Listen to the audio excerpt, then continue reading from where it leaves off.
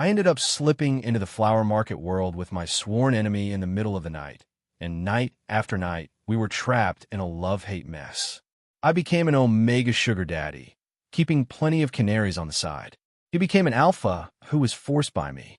By day, we had to return to real life and pretend we didn't even know each other. Later, as usual, I climbed into his bed. I lowered my waist smoothly, completely practiced. With a face like I was marching to my doom, I urged him to hurry up. But he pressed a hand against my lower back, smiling teasingly as he said, "Haven't you noticed? The system hasn't given any prompts for a long time. Or is it that you're addicted to me? Yo, Charlie, you've looked wiped out for days now. Who drained you dry? Seriously, Charlie, you were shaking when you walked in. Whose girl got you this hooked? Control yourself a bit. You still planning to live your life, or what?"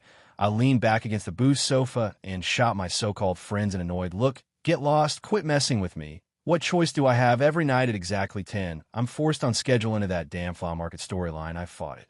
I tried to escape. I went to crowded bars, only to vanish from the crowd the very next second. I boarded a plane to flee Haiching, 10,000 meters in the air, and in the next second, I'd refresh straight into my nemesis's bed. The worst part was that cursed setting in the flower market world. I was actually an omega. The moment my alpha rival released his pheromones, my legs would go weak. Tears would spill from places they really shouldn't. The more I cursed at him, the more excited he got. Once I returned to reality, the ABO setting no longer existed. But there were after effects. Those marks and that sore, swollen ache. They came back with me. Damn it. I quietly rubbed my lower back, lifted my glass, and drained it in one go. Just thinking about how there were only 30 minutes left until 10 made me so irritated I couldn't stop shaking my leg. Logan clinked his glass against mine. "Charlie, what's got you so worked up? I just saw your nemesis negotiating across the street at that restaurant." "Want to?" I ground my teeth. "Take me there. If his deal falls through tonight, I'll write my name backward." I grabbed my coat and stormed across the street with a few guys in tow, barging into the restaurant with all the aggression I could muster. Right then, I saw Thomas in a sharp suit stepping out of a private room while making a call. He wasn't surprised to see me at all. He covered the phone with one hand, his gaze sweeping over the people behind me. Sharp, oppressive. Then he hung up, tapped his screen twice with long fingers. In an instant, the rich kids behind me, Logan included, all chicken out. "Charlie, my dad calling me home. My dog just had a second litter." "Charlie, bros forever, but my dog just remarried." "Charlie, I knew it." Not a single one of them was reliable. "Did your dog have a second litter too?" I sneered without smiling. "Get lost. All of you." The once crowded hallway emptied in seconds. Only Thomas and I were left, facing each other. Thomas raised an eyebrow and walked toward me. He lifted his wrist to check the time. 9:55. "You're early today, HM?" "So eager to be." He smiled playfully. I didn't dare catch the rest. He kept closing the distance. Seeing everyone gone and knowing I couldn't take him head on, I turned and ran. Thomas reached out and hooked a finger into my collar. "Running? Aren't you coming back anyway?" His fingertip brushed the back of my neck, and my legs clamped together on instinct. Even back in the real world, that spot on my neck still held an omega sensitivity. "Damn it, you jerk, let go of me." I clutched my neck and spun around angrily. "Jerk," Thomas echoed coldly. Then he let out a low chuckle, like he just heard something amusing. "And aren't you one too?" "Of course not, I'm straight." "Straight as it gets. Then you'd better hold it together later. Don't come begging me. Whoever gives in first is a puppy." Thomas raised his brows, nodded with clear confidence and amusement. Then let go. I took off running the second I could. No way I could beat him. Running was my only option. Thomas stayed calm, his thin lips moving as he counted down softly, 3, 2, 1. The moment his voice fell silent, the surroundings dissolved like ink washed with water, then gathered again. Right on cue, the system's electronic voice rang out. "Host, your identity is an Omega patron who keeps many canaries. However, your favorite Alpha Canary does not like you, so you pretend to be cold toward him. Scenario: forcing the Alpha Canary to meet you at your villa." I raised an eyebrow. Serve him right. Truly satisfying. Looks like Thomas finally gets a taste of his own medicine. I was just about to put on some airs in front of him when Thomas merely glanced at me, then walked past me and dropped onto my sofa. That was crossing the line. Was he the patron now, or was I? Fine, I had to admit it. His presence did look more convincing than mine. Keeping this many birds, Thomas said, his gaze drifting downward. Have you even figured out how to handle your own? They're called canaries. I scoff. That's what's trendy these days. Talking about birds like that is so outdated. You keep them too. Thomas narrowed his eyes and stood up, clearly displeased. Didn't the system tell you who I am? I mean, in real life. Not really. He said, thanks to you, I kept rubbing my lower back. You jerk, if you'd stop pushing yourself so hard. I even offered you a pillow. You refuse if you're sore. Whose fault is that? Say one more word and I'll lose it if I don't push back. Do I just take it? I definitely didn't want Thomas to realize how affected I was. That would be humiliating, being driven to that point by my sworn enemy. If that got out, how would I ever show my face again? Pain was the only thing that kept me clear-headed enough to hold on to what little reason I had left and keep insulting him. Anyway, whoever gave in first lost. I was ready. Thomas crossed his legs elegantly, looking at me with obvious amusement. Damn it, he was looking down on my self-control, the one thing I prided myself on. The back of my neck tingled and burned. I clenched my teeth and glared back at him, but his presence felt impossible to escape. Thomas's throat bobbed as he suddenly stood up. I instinctively stepped back. Don't, what are you doing? We agreed without sparing me a glance. He went straight to the fridge and down a glass of ice water in 2 gulps. You're cheating, I snapped. No choice, he shrugged. You're the one provoking me. Go to hell. I grabbed a cushion and threw it at him. He caught it easily. Save your strength. If I were you, I'd lock myself in a room right now. He walked toward me, cool fingers brushing lightly across my lips. Otherwise, someone might lose control and start making little noises, begging me to help. I bit hard into the inside of my cheek and spat at him. Just because I ask, you'll do it if I tell you to drop dead. Will you do that too? Thomas brushed aside the damp strands of hair on my forehead. I could. His palms still carried the chill of the ice water. He cupped my face lightly. You're burning up. Let me cool you down. I lingered for a split second in that coolness before snapping back to my senses. Get lost. Stay away from me. You smell awful. Oh. Thomas raised an eyebrow. He reached behind his neck, brushing his thumb. There. A sharp, overwhelming presence lingered on his fingertip. He wiped that thumb across the corner of my mouth. Then I'll torment you on purpose, my dear patron who loves collecting birds. To me, that was pure provocation. I lunged up, fist clenched, swinging for his face. Thomas tilted slightly and dodged with ease. He sat back down, watching me coldly. The scene felt absurdly split. From the waist up, we were glaring at each other like enemies. Below that, everything felt dangerously close to crossing a line. My breathing was already uneven. I pressed my knuckles to my lips and bit down without thinking. I tried to numb myself with imagination. If Thomas gave in first, I could mock him for the rest of his life.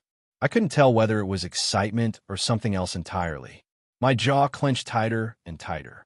Suddenly, Thomas grabbed my chin, forcing it up. He pried my teeth apart with his thumb. Do you really hate me that much? Only then did I see my finger, broken skin, blood smeared across it. I didn't notice the pain and fracture his eyes. Yes, I said, I hate you. His lips trembled, his eyes reddening, to the point you'd hurt yourself just to get away from me. Not that far, I replied. I was just too worked up. I hadn't finished speaking, his hands clenched at his sides, knuckles turning white. He lowered his gaze and nodded faintly. Remember to bandage it. Then he turned and went downstairs, locking himself into the storage room in the basement. No windows, like a cage I used to. Think anywhere with Thomas was unbearable. Now I understood. Without his presence steadying me, I could barely think. I got up from my sofa and curled myself into the spot where he'd just been sitting. His lingering presence was still there. I even picked up the glass he'd used, gathering everything that still carried traces of him around me. It was just instinct. I told myself, like drinking when you're thirsty, eating when you're hungry. I was straight. There was no way I'd depend on Thomas. The spot at the back of my neck twitched and tightened on. It's on damn it, Thomas. I'm already like this. Would it kill you to give in? Just once I wasn't giving in no way. Right then my phone rang the contact name. Red Canary, 3 Isaac. I answered immediately. 30 minutes by the suppressant. And bring it to my place. Hurry. The seconds crawled by. Finally someone knocked at the villa door. I sent in the passcode and told him to let himself in. Are you all right? He asked softly. I was soaked through, like I'd just been pulled out of water. I'm alive. Where's the suppressant? The alpha, named Isaac, lowered his gaze shyly and undid the buttons at his chest. Please, think of me as the suppressant. He reached out, touching my cheek. Sir, why won't you look at me? You always favor Thomas. But look how he treats you. I'm clean, he whispered. His gaze was almost obsessive. Even as slow as I was, alarm bells went off instantly. This was not my one-on-one storyline. I never chose anything like this. He sighed softly, his angelic face full of heartbreak. Don't lie to me. You didn't call Thomas here just for business, did you? As he spoke, he pressed a hand to my waist, fumbling clumsily at my belt. My pupils shrank. I reached out and shoved at his shoulders. Let go. Everything happened too fast. I hadn't even processed it yet. Damn this heat. I had no strength left at all. Thomas had locked himself in the basement, and now I was being treated like an open buffet. I couldn't push him off lying flat, so I struggled halfway upright. So this one's not good enough for you. A cold voice suddenly sounded behind me. You prefer someone else's bird? My scalp tightened instantly. A ridiculous sense of being caught in the act from Thomas's angle. With me half propped up, he couldn't see. Me pushing Isaac away. All he could see was the back of Isaac's head pressed close to me. Your bird, my bird, forget that. Just hurry up and save me. I'm actually the type who believes in exclusive romance. Anything involving more than two people is a hard no for me. When Isaac heard that, he froze. Then he looked past my head and met Thomas's eyes with blatant provocation. He even licked the corner of his mouth. Looking completely confident, Thomas stepped forward without warning. He covered my eyes so I couldn't. Look at Isaac and pulled me against him. Save you, he said coldly. Then explain this to me. If he didn't have the password, how did he get in? Thomas's hand slid from my eyes down to my jaw. He tightened his grip. I was forced to tilt my head back until he was the only thing in my sight. I only asked him to bring me a suppressant. How was I supposed to know he'd crossed the line immediately? The moment Thomas heard the word suppressant, his expression darkened. 3 seconds, he said, shooting. Isaac, a cold glance. Get out. I have a score to settle with my patron. He bent down, slipped one arm under my knees, and lifted me up sideways. Without looking back, he carried me upstairs and tossed out one last line. Or, do you have a thing for watching? Isaac's misty, damp eyes stayed fixed on me, unblinking like a small bird begging for food. He really was a perfect canary, but I was straight. I waved at him, signaling him to leave. Thomas noticed a small gesture. He deliberately loosened his hold. The sudden drop made my heart leap into my throat. Instinctively, I wrapped my arms around his neck. Out of the corner of my eye, I saw the villa's front door open and close. The next second, Thomas threw me onto the bed. The mattress was so springy that I bounced a couple of times. And suddenly it hit me. Thomas, I said slowly, are you jealous? Thomas let out a scornful laugh. With one hand, he loosened his tie and caught both my wrists. He wrapped them around and around, tying them firmly above my head. You're overthinking it, Charlie. I just don't want you to have an easy time. He looked me over like someone admiring a piece of art. Then he lightly tapped my cheek with the back of his hand, teasing. You'd better repeat this to yourself 100 times. I'm not into men. I'm really not. Unhurried, facing me directly, he began unbuttoning his shirt one button at a time. Long, well-defined fingers rested at his belt. Open your eyes, Charlie, he ordered. Aren't you straight? Then why are your eyes shut? Fine, I'll look. His physique hit like a visual shock. Defined muscles, strong arms, veins standing out clearly. I clenched my teeth and muttered under my breath. I'm not into men. I'm really not. I'm not. Thomas listened to my quiet chanting and burst out laughing. His chest shook, the laugh low and deep, his body tense, like a predator ready to pounce. Charlie, he said as he leaned in, hot breath brushing my ear. You'll beg me. I bit down on the first thing I could reach. It was his chin. The metallic taste in the air spread instantly. Through clenched teeth, I said, the first one to beg will be you. Thomas didn't even seem to feel it. He just chuckled softly, as if amused by something only he understood. Growing up, did you ever see me lose to you even once? He was right. Back in school, he'd been the flawless student council president. In the business world, he was a self-made tech prodigy. This story is exclusively produced by the YouTube channel, Omegaverse Tales Studio. If you enjoyed it, don't forget to subscribe. It wasn't just that I'd never beaten him. Even my father, a seasoned fox, had lost to him in a business war. My father had even gone as far as forcing me into Thomas's company, telling me to work under him and learn from him. What a perfect chance to get revenge on me. To humiliate me. There was no way Thomas would pass that up. He agreed immediately. My father was so moved he nearly cried, but for my first day on the job, I never worked a single proper shift, running errands for Thomas. Fetching drinks, following him around. I couldn't do it. I skipped work during the day, but at night, Thomas made sure I reported in other ways on the bed, by the counter, near the window, everywhere. He taught me how to read reports, predict market trends, understand the direction of the industry. His voice never stopped, and neither did his movements. He would ask, "Do you understand?" How was that any different from asking me, asking if I could handle it? In every sense of the word, Thomas gave everything he had. A soft drip. A drop of blood fell from the cut on his chin, blooming like a small flower on my shirt and snapping me back to reality. I glared back at him stubbornly. Don't get the wrong idea. I'm not getting hooked on men. Thomas raised an eyebrow and stood up. He opened the bathroom door and turned on a shower. Seriously? You're showering with the door open. Steam rose, hazy and indistinct. His presence spread with the mist from the bathroom. His voice drifted out. Charlie, cheaters get punished. Don't you know birds can be very jealous? I didn't look, I didn't listen, I didn't think, but the moment I closed my eyes, all I could see was him, his body half hidden in the steam. The sound of water was like a spell I couldn't escape. I fought the pull with everything I had. Yet the harder I resisted, the more I wanted to give in. When Thomas came out, he had a towel wrapped around his waist, as if trying and failing to be discreet. Honestly, it was worse with the towel than without it, especially since I'd just seen everything. Charlie, your face is burning. That's because you have no shame. Showering with the door open. Unbelievable. Why don't you just run around naked? Then why are you shaking? He shot back. He lifted the covers and lay down beside me. The lights went out, and every sound and touch felt amplified.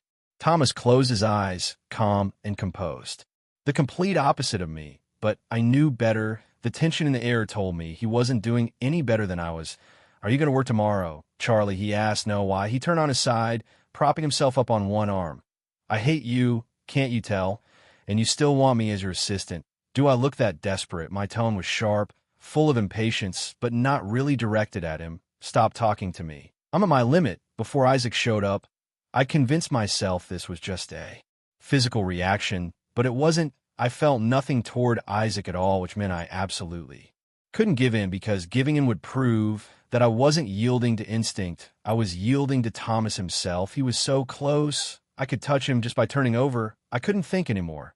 Right the moment my self-control was about to snap, I heard him ask softly, "If you show up on time tomorrow, I'll give in tonight, deal?" I let out a cold laugh. Can't hold out anymore. Not exactly, he replied calmly. You're soaked. I mean with sweat.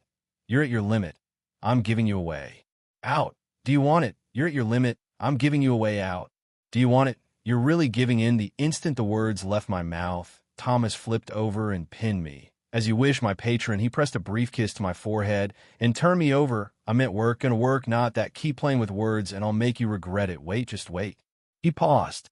What is it? Whoever gives in first loses. Thomas lightly bit the back of my neck and laughed softly. Then he leaned close to my ear. Woof, woof. Satisfied. My patron. The night had been a mess. I didn't refuse the pillow Thomas handed me. I simply didn't have the energy to scold him anymore. After all, I'd promised him. I struggled, fought with myself, and finally made it to work just on time. Passing the break room, I caught snippets of colleagues whispering, "Did you see that?" Yeah, I saw it. Didn't expect Thomas to be that wild, right? Look at that ring of teeth marks, and the teeth are pretty straight, too. Isn't he supposed to have an important meeting today? Sensing someone passing by, the chatter in the break room went silent. I knocked on Thomas's office door. The wound on his chin was impossible to miss. I wondered how he would explain it in that meeting. The thought of Thomas looking frustrated made me secretly a little excited. The first thing Thomas said when he saw me, "Are you satisfied with your masterpiece?" I grinned and slowly walked to his desk.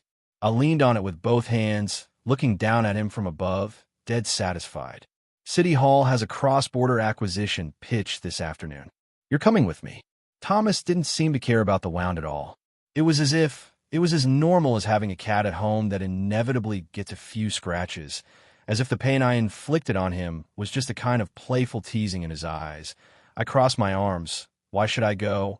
I only agreed to come to work. I'm not obliged to accompany you on a business trip. Thomas lifted an eyelid from a pile of documents and glanced at me lazily. What's the difference? You'll still be back in my bed tonight anyway. Wait, what? Back in my bed on schedule? I had no rebuttal, of course, but I wouldn't miss a single chance to tease him. I pressed down on the papers to stop him from turning the page. He looked up at me, resigned. Thomas, all these fancy words, you just can't let go of me. Can you damn gay? His expression remained calm, but his words hit me like lightning. I froze. Yeah, what the hell was he saying? Did he even realize what he was saying? I was speechless for a long moment. Thomas pulled the documents from under my hands. That's the best you can do to gross me out. I was wrong. Who knew Thomas, who could take down hundreds of enemies at once, would be the kind to self-sabotage like this? The smartest move was simply to shut up. We landed in City Hall and headed straight to the branch office. The branch manager saw Thomas's face and froze mid-smile. Thomas, what happened to your face? Thomas glanced at me casually. Only then did everyone notice me standing by his side. Oh, who's this? My assistant, Charlie. Thomas nodded. So you two are close. I thought Thomas never brings outsiders to acquisition pitches. I forced a nervous laugh. We're not close, really. Thomas ran his fingertip over the scab on his chin and nodded. Indeed, not close. Then, in front of everyone, he reached over and pressed that spot firmly, right where an alpha's glands are in. The ABO world. Just following me to learn a few things, right? To everyone else, it seemed like a friendly gesture, but between Thomas and me, it was a silent, provocative signal. And of course, his provocations were bold and right in my face. I had no defense. Thomas led me, and the others, the deep teeth mark on his jaw, impossible to ignore, to the head of the table. The meeting ended, and the representatives left to discuss terms. I trailed behind Thomas, lost in thought. He pinched the back of my neck. What's the matter? Putting everything else aside, Thomas's presence at the negotiation table was intoxicating. Even knowing his cards, I was still amazed at his audacity. I honestly felt nervous for him, but he stayed calm, confident in victory. Thomas held the room key and gestured for me to follow. Just one room? I asked. What's the alternative? I checked my watch. 9:50. I grabbed my clothes and claimed the bathroom. I'm washing first. Tonight we go fast and finish. Tomorrow's tasks will be tougher. My dad had a point.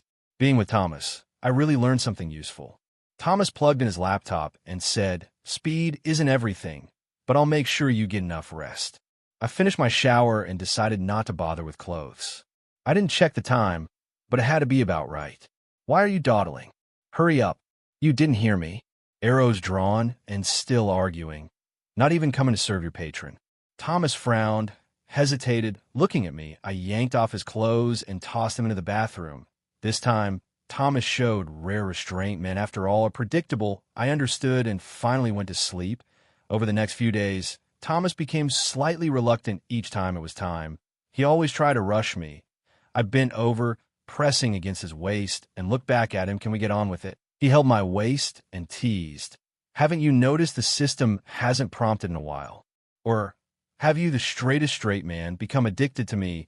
What about the system prompt? I shot back. Thomas's fingers pressed lightly at the curve of my waist. Charlie, whether I continue all depends on you. I felt equal parts embarrassed and furious. Why didn't you say so earlier, you damn gay? Did you give me a chance to answer? Dead memories attacked me. Every time I'd acted first. I covered my face, unable to explain my reactions. I got dressed in a mess and bolted out, booked the nearest flight, and ran overnight. Charlie, oh, Charlie, you've embarrassed straight men all over the world. I spent the entire day in a slump. That night, I called Logan. Logan, you lazy bastard, come out and drink with me. What's up, Charlie? Why the bad tone? Mind your own business. That's the perk of having worthless friends. They're completely useless when it comes to serious matters, but mention booze, and they appear like stray cats drawn to blood. Logan even brought his little pets along. The more, the merrier, I guess. I sat in the booth, drinking silently, lost in thought. I couldn't understand myself. No system, no innate ABO bond. How the hell had I gotten addicted to Thomas? He was so awful, yet somehow I could still see his charm. That was the worst part, the most unbearable. I downed drink after drink.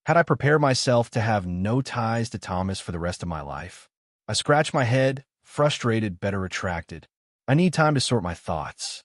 HR retracted successfully. Thomas's copy had been read, irreversible.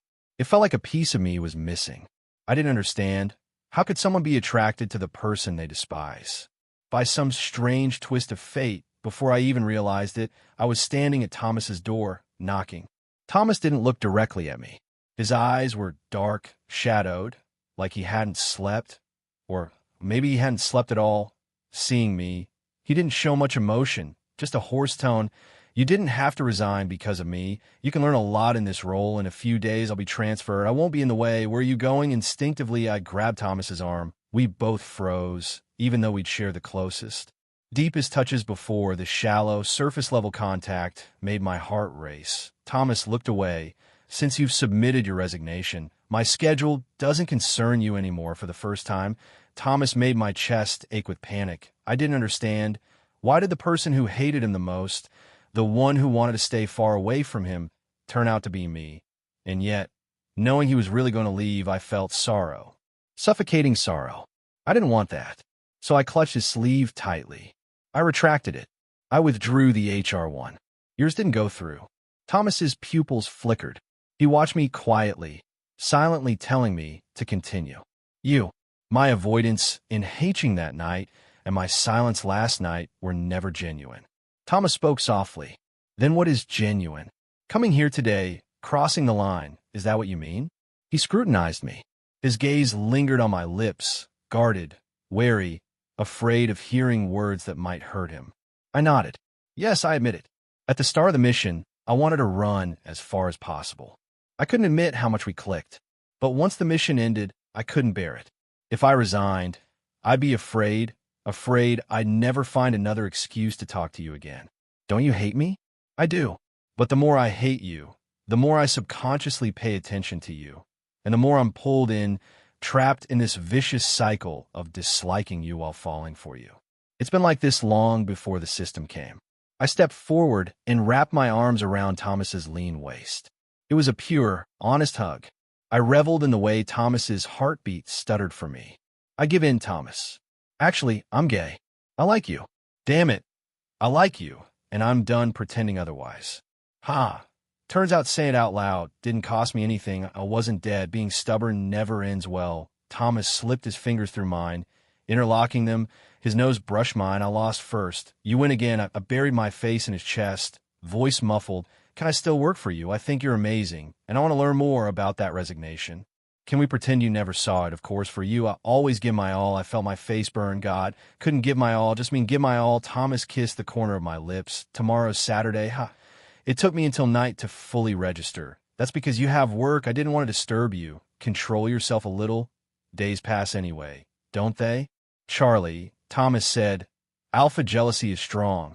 If the master isn't taken care of, what if someone else tries to steal you? I shivered, biting into the pillow, half angry, half flustered. You think I could even eat? So, master, only get me, no? Silly, he meant canary. The more you hate, the more you're drawn in, the harder you resist, the deeper you sink. This must be the paradox of mortal enemies. My opinions and comments. Wow, the tension between Thomas and Charlie is just electric. You can feel how their interactions are a constant push and pull, frustration, jealousy, attraction, all tangled together. Every glance, every subtle touch carries so much unspoken emotion, and it's fascinating to see how even their conflicts deepen their connection. It's rare to see a story portray such a complicated bond so vividly, where desire and resistance coexist in this delicate balance. I can't help but root for them, even in their stubbornness. Thank you all for listening, and I hope you enjoyed this journey as much as I did. Until next time, this is Omegaverse Tales Studio, signing off.